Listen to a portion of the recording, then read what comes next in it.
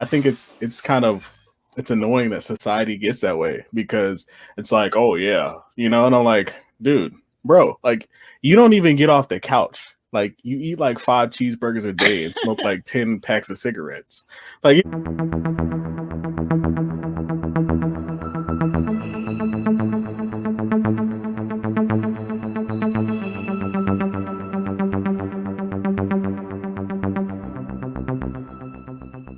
Dan, what's up? are you psyched about this first episode of Cave or Conquer? I I I am definitely psyched. Um, I know that didn't sound that No. didn't sound convincing at all. Lost. Yeah, well, so I think we should preface that like you're going through like your cutting phase. Like what part of your cutting phase are you going through right now? So this year we're doing a 16-week prep, and I'm about halfway through it, which means I had my first real big carb cut about 3 days ago. That So sounds fucking miserable. Um, yeah, no. Yeah, because it's always miserable when that happens. No, because since we actually like prepared and used the off season for what it's for, I'm still eating more than I probably ever have during a prep so far. So when I start getting moody, I tell myself that. I mean, I wish you the best. I got some little Caesar's pizza waiting on me, what I'm saying, after the podcast. So, I'm not, I'm just a fat kid at heart, starves himself during the daytime, but not enough. But like, I mean, not everybody can be super fucking ripped. You know what I mean? Like, I'm just like, I'll take this vegetative state that my body's kind of in right now. So. I don't think, see, like, I don't think you want to take a vegetative state per se. But on the other hand, I do think that bodybuilding is definitely not something that's for everybody. And I also think it's very unrealistic for every, like, average person to try to, like, have that kind of physique because there is a lot of time and sacrifice that goes into it. So I think something that kind of makes a difference for me too is this year, along with like going into coaching, like this is the first year that I've looked at bodybuilding as my actual job as well. So Mm.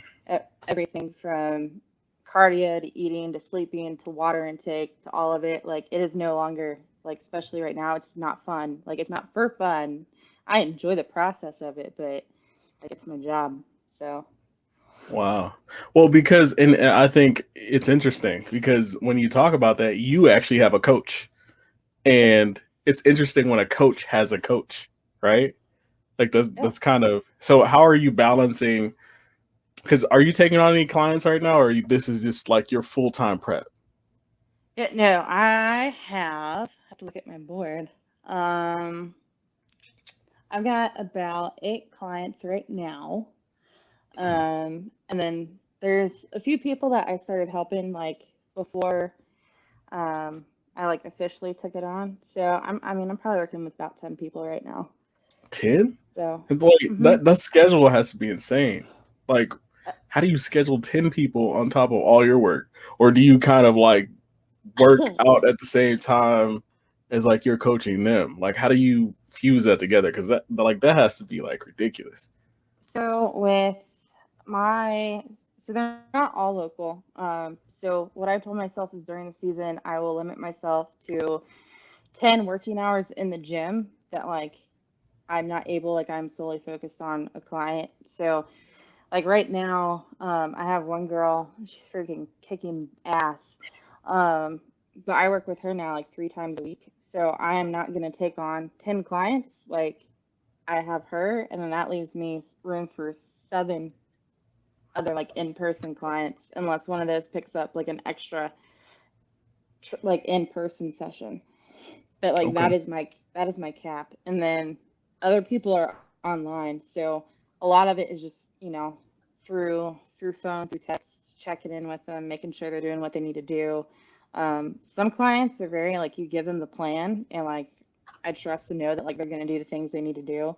Some of them I'm hitting them up like every few days, kind of like, hey, how's it going? Like, what are you doing? Did you hit this? Uh, are you hitting your steps? Like, how's the nutrition stuff going? So it really just depends on like the client and the person. But So I also don't work. So Sundays are basically like the only day that like I actually don't work.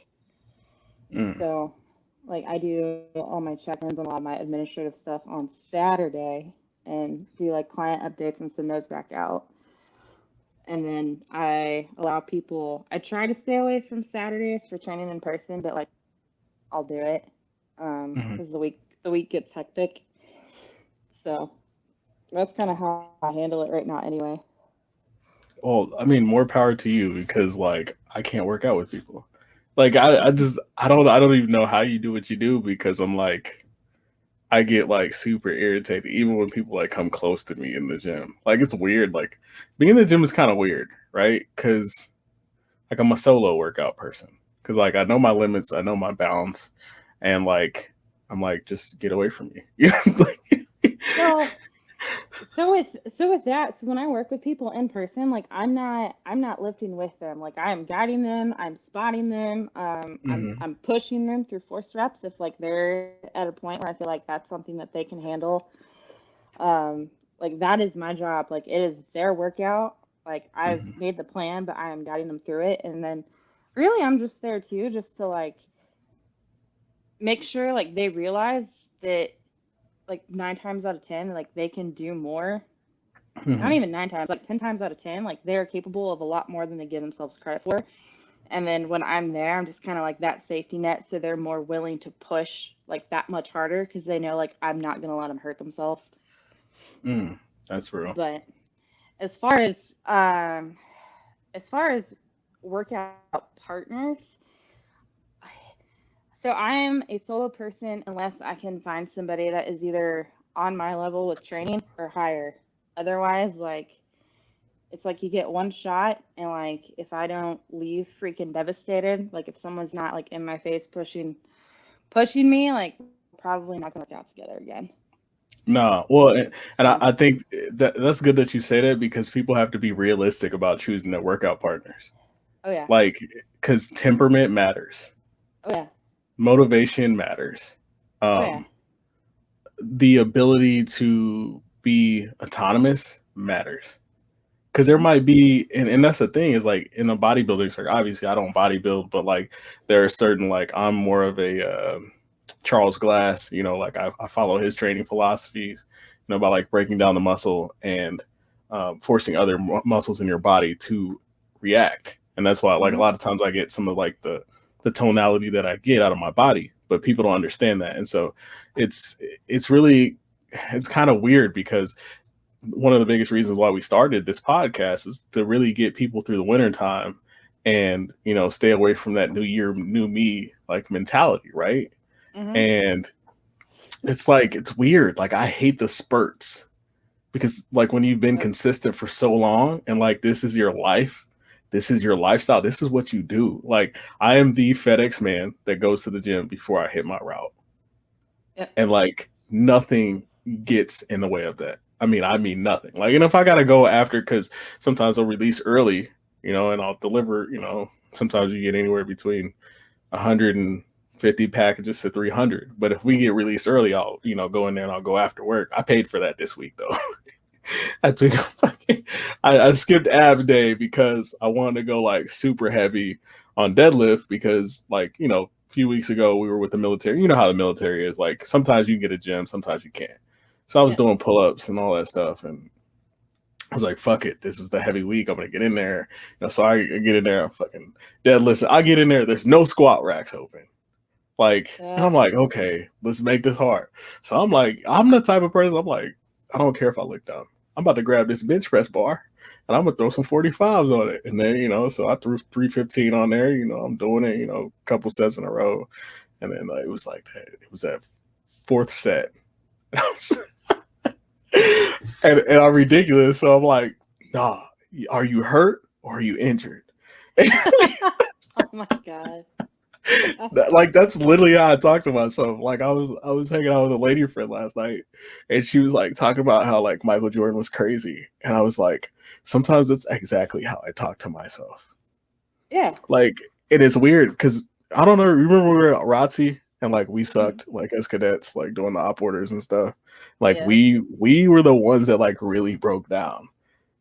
And it's like when you get to that level mentally, like you're by yourself Yep. and you just start talking crap to yourself, and like it brings out this person in you that's like people look at us like we're weird. Like we post on Instagram so much. And so they're like, they're See, always talking about working out and doing stuff. What do you say, Rob?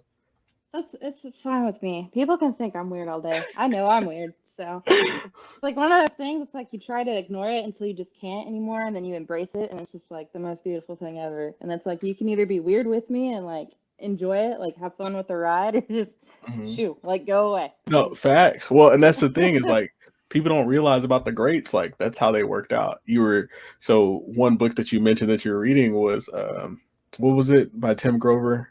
Um, relentless. Relentless. So I read that a couple few times, and I read Winning, and like that is the mentality, that dark side.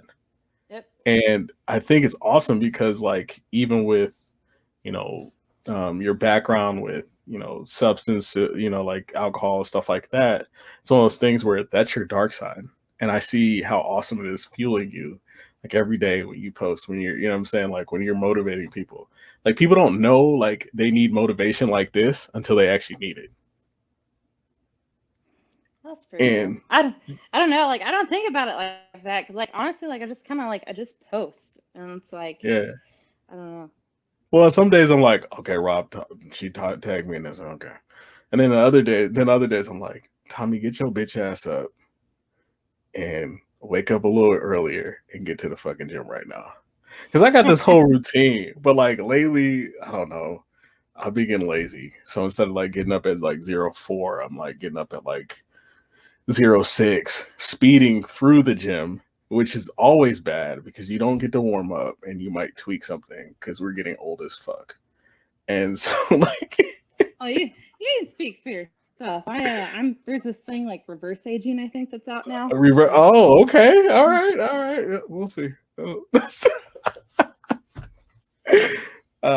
But so switching gears. So topic of the day. We are going to go. No. Actually, no. First, did they cave or conquer?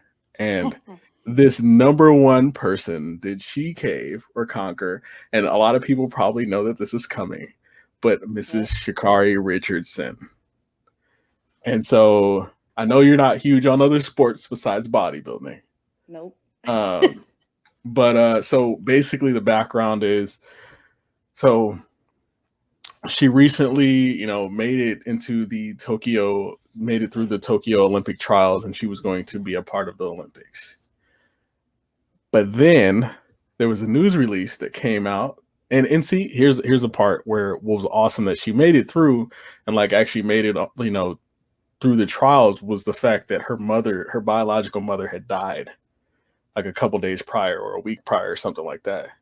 And so it was like, but she's the girl that like for me, for the culture, like I have like a African American daughter, right? She's mixed, and she was Black Girl Magic because she won rocking the nails. She had the weave in, what I'm saying, rocking it, looking awesome, looking. I ain't even going, I'm keep it, PG. She was looking delicious, you know what I'm saying? She is a beautiful woman. I like them fit, and so that was wonderful. She got through that situation in that scenario, but one of the biggest issues was they found out that they drug tested her and they found marijuana in her system. Um, which the coolest part about it is she took ownership of it, hmm and she said, "Yeah, I did mess up." So what are your thoughts about, because I don't like, it's not like a performing enhancing drug. So like how do you feel as far as I know, like like I remember a long time ago, when we were in high school, I was like, oh, I never felt like I could run fast off of that. Yeah. Yeah. No, I think the fact, so like my husband and I were talking about this, and he's like, if I was one of the other runners running against her, and I found out after the fact that I lost to her, and that she was high, and of all things like marijuana, like I would be freaking embarrassed. Like what? Um, but no, I think my opinion of it. So I mean, I think that they should definitely let her run in the Olympics. So I didn't realize that her suspension date ended before the Olympics even started. So the fact that like they're potentially like gonna still keep her out of the Olympics, I think my opinion is asinine. But as far as like, did she cave or conquer? Like, I 110% think that she definitely conquered that situation. So you talk about, your biological mother passing away. She still was able to get in like the zone that like Tim Grover talked about, where, Shout out to yeah, Tim. he's in. Shout out to Tim, where she like shows up to the track and just freaking murders it on the track. Um, And then like they even like bust her down afterwards because of the fact that like she had smoked marijuana, and she didn't get upset, like she didn't get angry, like she didn't like she literally was just like, like, yeah, I did this. This is why I did it. I'm not asking for your sympathy, but yeah, like I made this, I knew the decision, like I knew the risks, and like I got caught. And I don't even like, for me, like some people might look at it and be like, oh well, she used a substance or whatever. Like I don't think that determines whether somebody is like necessarily like caves. Like mine is like, okay, like you made a poor choice, and then especially when that poor choice is brought to light, and like, now how are you gonna handle that? And I think she handled it. I don't think she could have handled it any better, honestly. So Okay. No, that's real. And, I think that's a part where like grace comes in as well. Like, I don't know. It's like, who the hell are we?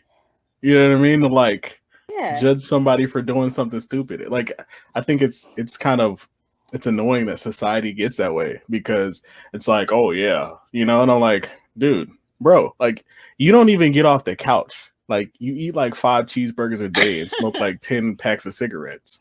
Like, you know what I'm saying? Like you like, Well, it's but I. it's it's it's not even that. So there is a song that I listen to in the gym. It's called Joker. It's by Dax. I don't know if Mhm, you've heard of it. I've heard of Um, Dax.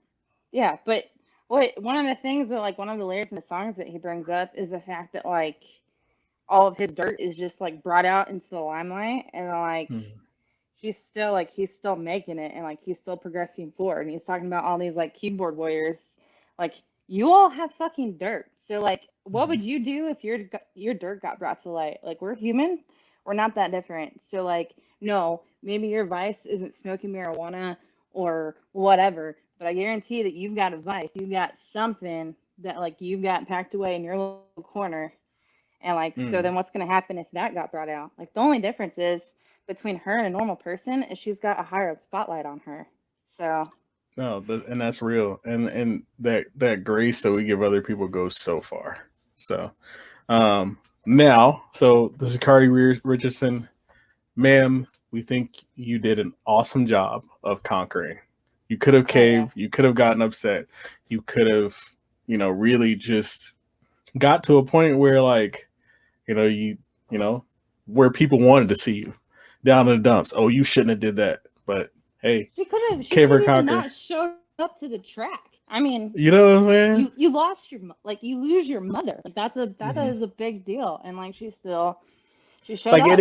and it would have been different if she raced and she was mediocre.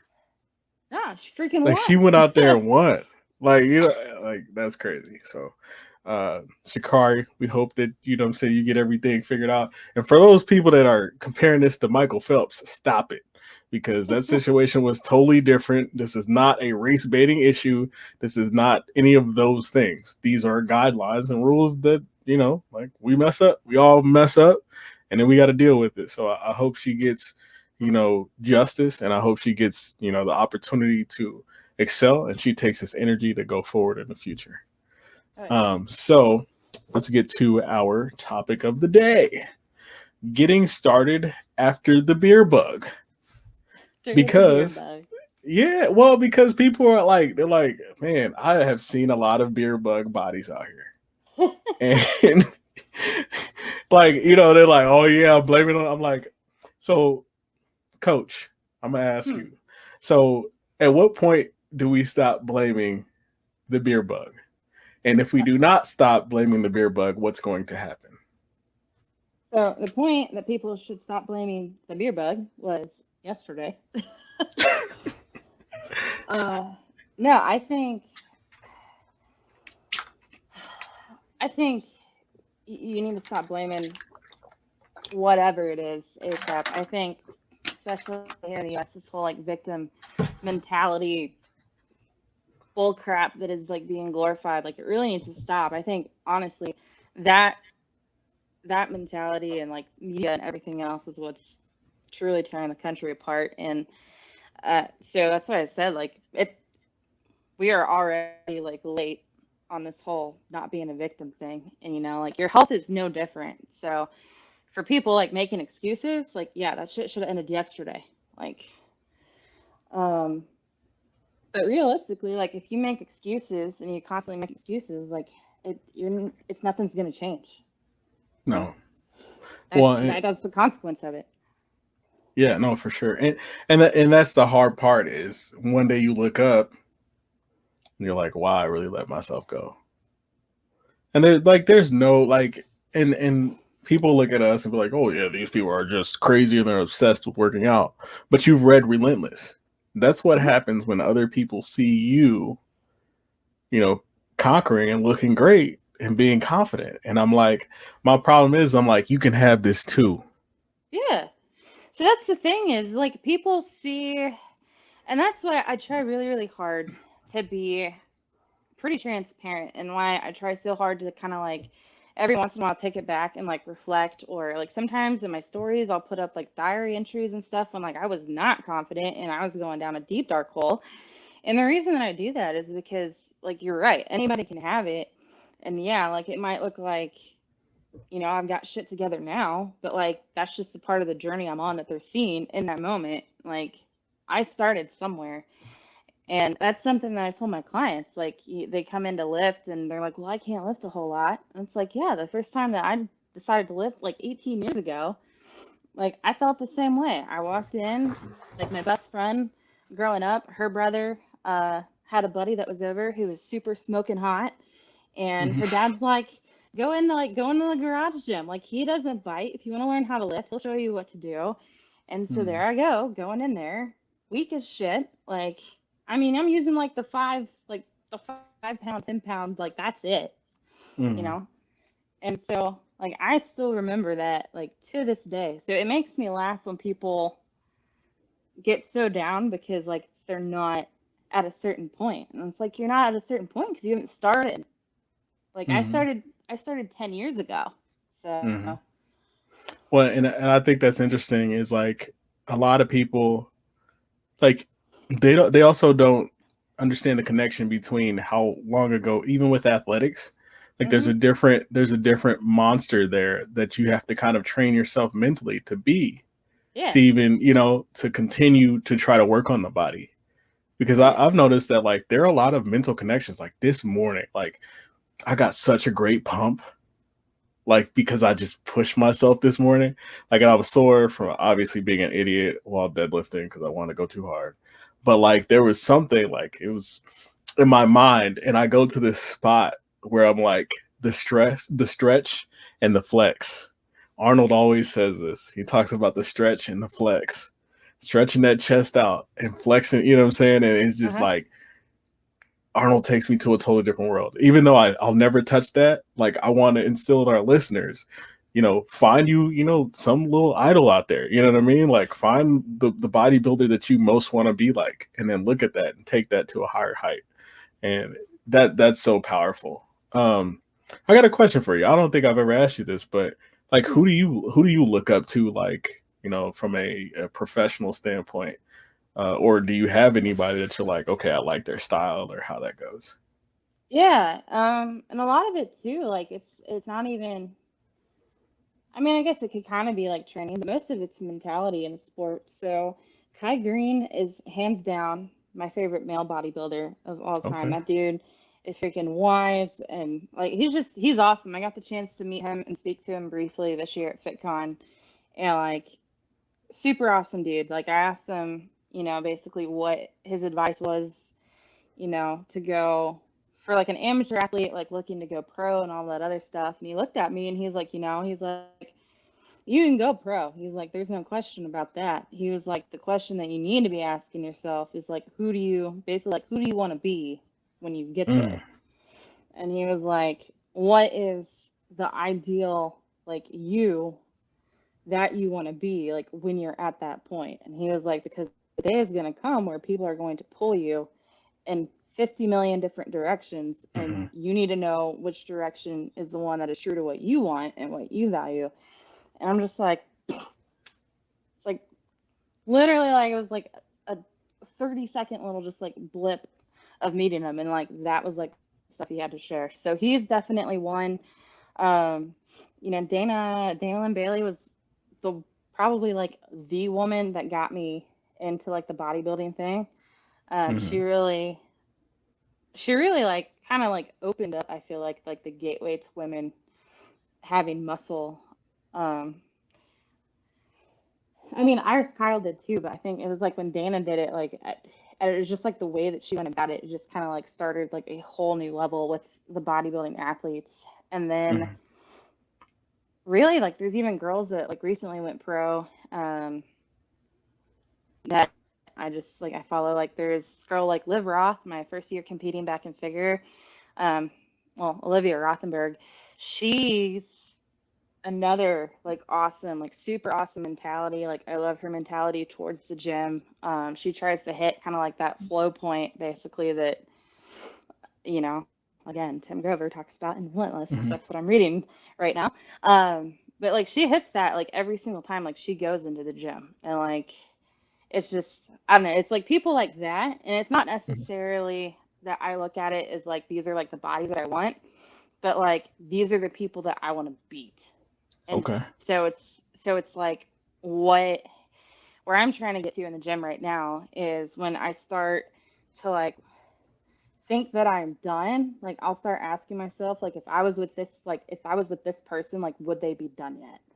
And if that Mm. answer is like no, they could probably keep going, then it's like all right, I'm gonna try to keep going. And like every time I go to the gym, I try to push that just like a little bit further. So, Wow. Yeah, that's super powerful because in Napoleon Hill talks about that in Think and Grow Rich.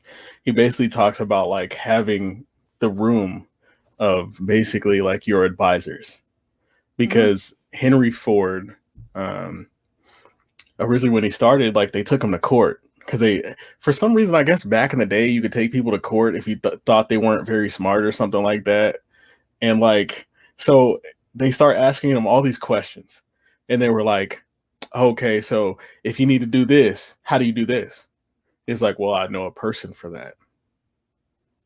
He was like, well, I have a desk with buttons where I can call in somebody from each line to get these things done. And I think it's hmm interesting, like people have to understand you don't have to have all the knowledge. You just need to know where to mm find it.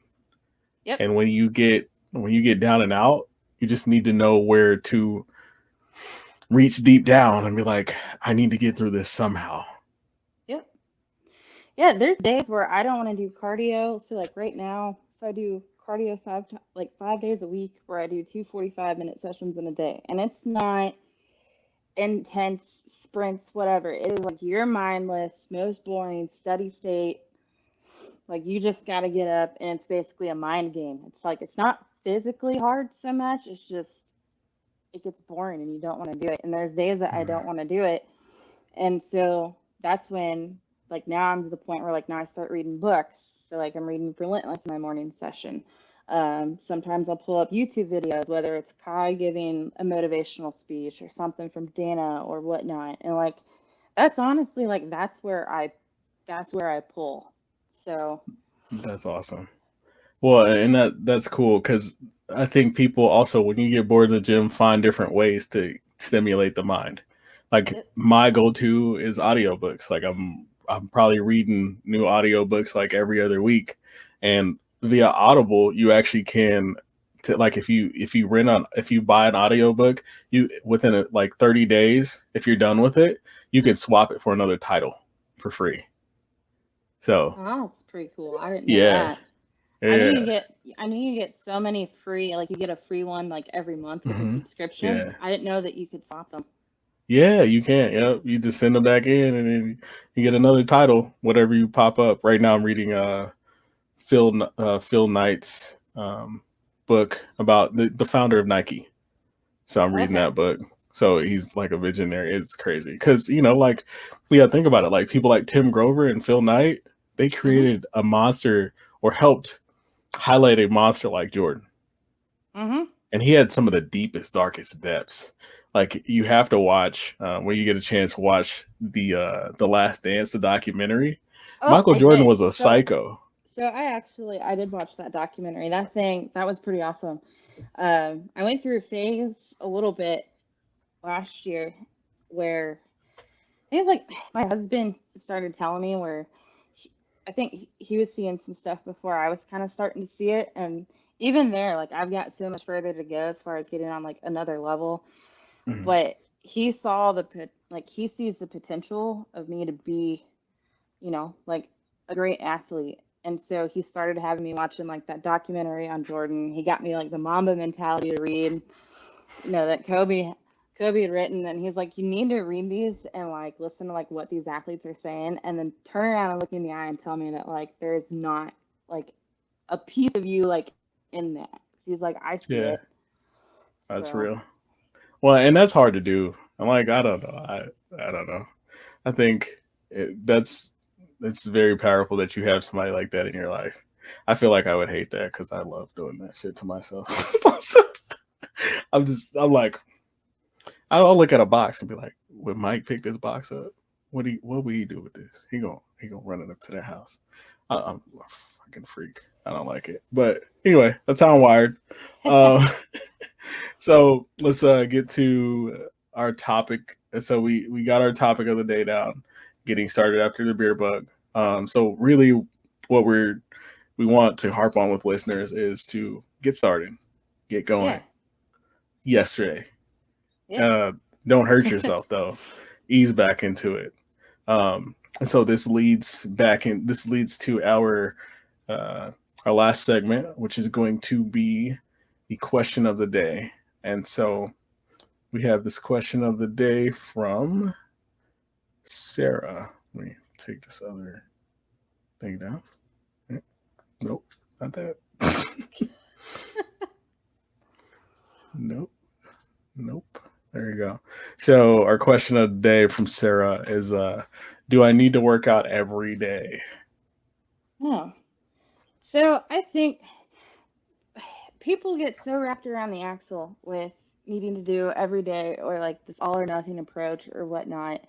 And really, like people just need to move. Like if you're scared to go to the gym, you know, you can start doing calisthenics at home. Like if you don't know what those are, there's abundance of resources. You've got YouTube and Google and anything that you could possibly want to help you out. If you're wanting to go to the gym and like you don't know where to start, you don't have to dedicate to a coach forever. I mean, most gyms even have trainers that work within the gym. It's like, don't be afraid to ask. And Mm-hmm. that's what like I've seen with my clients, is when they're new to the gym, like it's new and so it's scary and so they're uncomfortable and so like they don't want to go.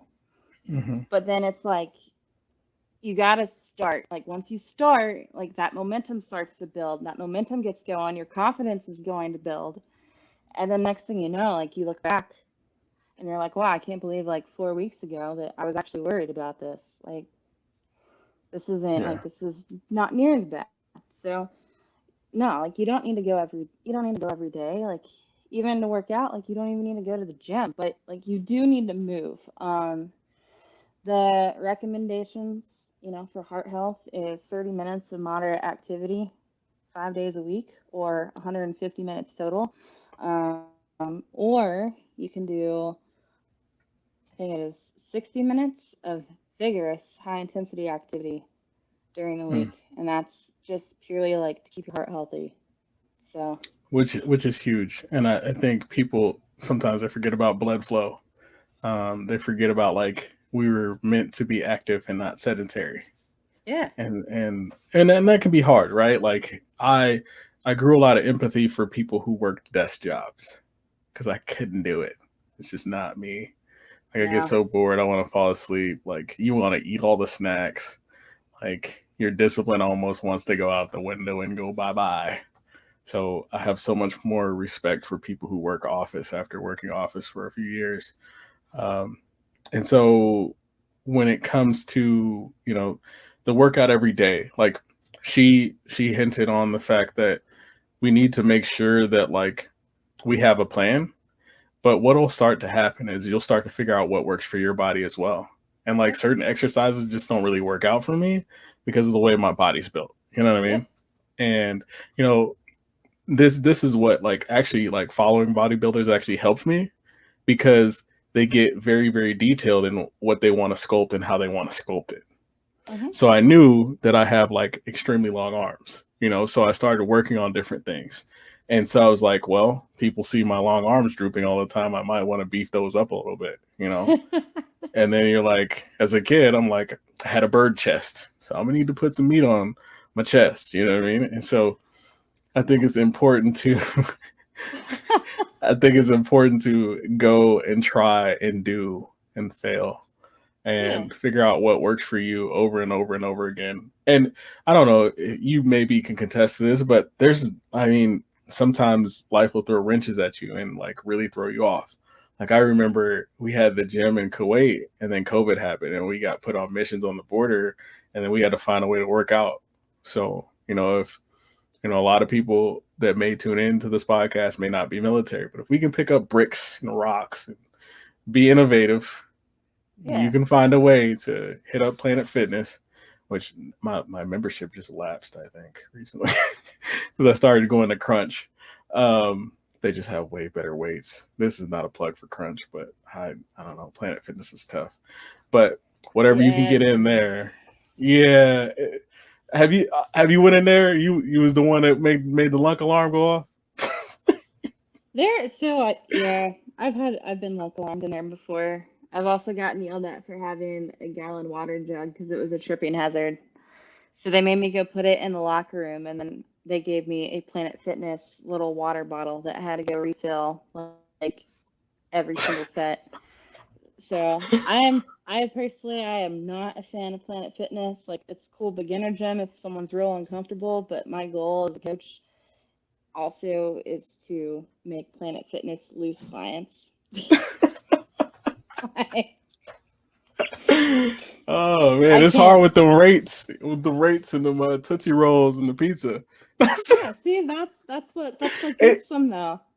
well, and the They crazy part is, it's the pizza ain't even there all the time. ugh, They will literally sign up and wait for the pizza days. Like I'm like, look, sweetheart, if you want pizza that bad, you want Tootsie Rolls that bad, I will buy you a pizza just so you like actually go yeah, to a gym that's actually going to work for you, where you have more options on equipment.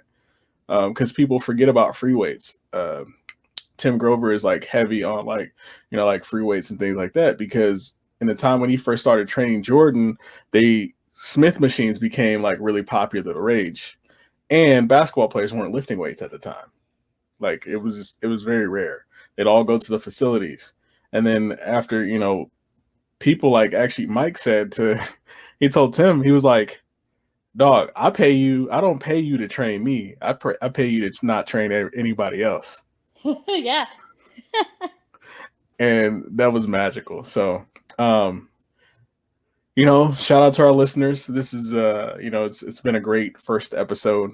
Um, when it comes down to getting started, what last minute, tips, do you have like one, give the audience one tip from the Robbie Jenks in this getting started to finish with?